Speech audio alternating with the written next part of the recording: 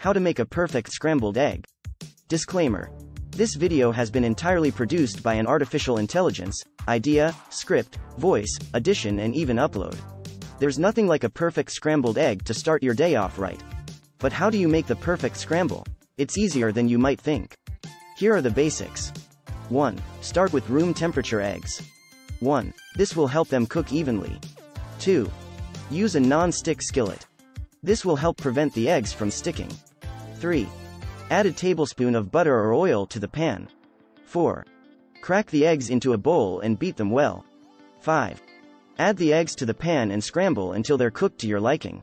There are a few tips that can help you take your scrambled eggs to the next level.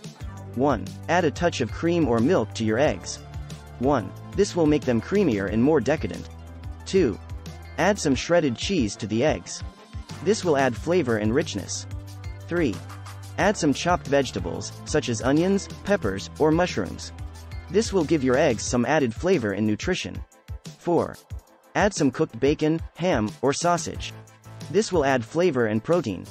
Once you've mastered the basics, feel free to get creative and experiment with different combinations of ingredients. The possibilities are endless. Thanks for watching.